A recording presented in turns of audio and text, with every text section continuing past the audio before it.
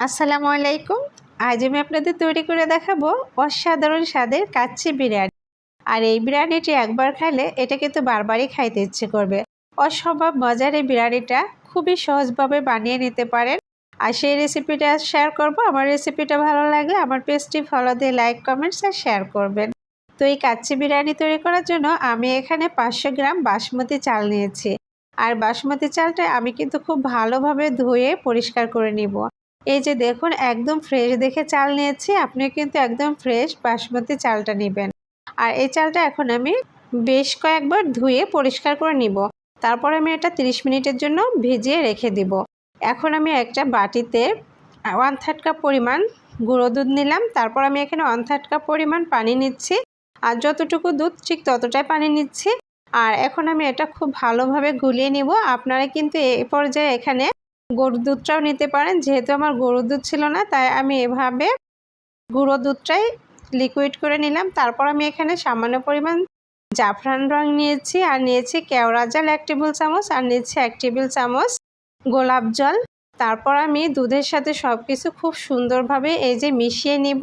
আর খুব সুন্দরভাবে মিশিয়ে এটা আমি এখন একটা সাইডে রেখে দিচ্ছি। তারপর আমি বাজার থেকে কেনা রাঁধুনি কাচ্চি বিরিয়ানির একটা মশলা নিয়েছি। আর এই যে দেখুন, এক প্যাকেটের ভিতর 2টা প্যাকেট থাকে। তারপর আমি প্যাকেটের মুখটা কেটে এখন আমি 2টা বাটিতে মশলাগুলো এই যে ঢেলে নিচ্ছি। আর এইভাবে তৈরি করা কিন্তু খুবই সহজ। রেডিমিক্স মশলা দিয়ে তৈরি করলেও কিন্তু এই কাচ্চি বিরিয়ানিটা অসম্ভব মজার হয়। আর এই যে একটি পাত্রে দেখুন আস্ত যেসব মশলা থাকে সেই মশলাগুলো দেওয়া আছে। আর একটা পাত্রে এই যে পাউডার মশলা। তো আমি এখন 2টা পাত্রে কিন্তু মশলাগুলো ঢেলে নিয়ে নিলাম। আর এটা দিয়ে তৈরি করে দেখাবো। আমরা সবাই জানি কাচ্চি বিরিয়ানিটা খাসির মাংস দিয়ে করা হয়, কিন্তু আজ আমি আপনাদেরকে গরুর মাংস দিয়ে কাচ্চি বিরিয়ানি তৈরি করে দেখাবো। আপনিও কিন্তু গরুর মাংস দিয়ে কাচ্চিটা বানিয়ে দেখবেন, অসম্ভব মজার হবে। আমি এখানে 1/2 কেজি পরিমাণ গরুর মাংস নিয়েছি। তারপর আমি এখানে নিয়েছি 1/2 কাপ পরিমাণ পেঁয়াজ বেরেস্তা, আর নিয়েছি আমি 4 টেবিল চামচ টক দই। এখানে আমি এই যে মশলাগুলো নিয়েছিলাম, কিছুটা মশলা আমি এখান থেকে নিয়ে নিলাম। তবে এখানে আমি শাহি জিরাটা অ্যাড করব না, আর শাহি জিরাটা বাদ দিয়ে সমস্ত মশলার অর্ধেকটা আমি নিয়ে নিচ্ছি। তারপর আমি যে পাউডার মশলাটাও নিয়ে নিচ্ছি, আর কিছুটা মশলা রেখে দিলাম। এখানে আমি 1/2 টেবিল চামচ মরিচের গুঁড়া, আদা বাটা, রসুন বাটা, আর এই যে বেরেস্তা করা যে তেলটা ছিল 1/2 কাপ পরিমাণ, সেই তেলটাও নিয়ে নিচ্ছি। তারপর আমি সমস্ত মশলার সাথে মাংসটা এই যে খুব ভালোভাবে মেখে নেব। আর এটা কিন্তু খুব ভালোভাবে মেখে নিচ্ছি। এখানে আমি পরিমাণ মতো লবণ অ্যাড করে দিয়ে আবারও খুব সুন্দরভাবে মেখে নেব। মাংসটা আজ আমি প্রেশার কুকারে রান্না করব, তাই আমি এই যে প্রেশার কুকারে নিয়ে নিচ্ছি। আর প্রেশার কুকারে নিয়ে তারপর আমি এটা 30 মিনিটের জন্য রেস্টে রেখে দিব। তারপর আমি এটা রান্না করব। আর এই যে দেখুন, আমি ঢাকনা দিয়ে ঢেকে 30 মিনিটের জন্য রেস্টে রেখে দিচ্ছি। তারপর আমি এই যে এখানে 2টা আলু বড় বড় করে কেটে নিয়েছি। আসলে কাচ্চিতে আলুটা খুব মজার হয়, এই জন্য আলুটা আমি একটু জাফরান রং মাখিয়ে সুন্দরভাবে ভেজে নিলাম। আর আমার ভাজা হয়ে গেছে।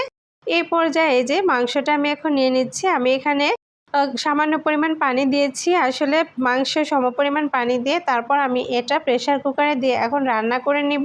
এই পর্যায়ে 5টি বাঁশি আসার অপেক্ষায় আছি। তো এখন আমি ভাতটা তৈরি করে নিব। তার জন্য আমি পরিমাণ মতো পানি নিয়েছি, আর নিয়েছি লবণ। তারপর আমি এখানে 1 টেবিল চামচ তেল নিচ্ছি।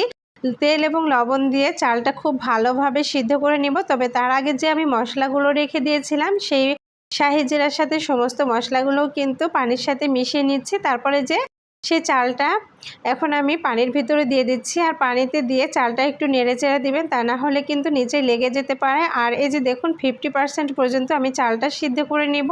আর 50% সিদ্ধ করে চালটা আমি পানি ঝরিয়ে নিব, এতে করে ভাতটা খুব ভালো হবে।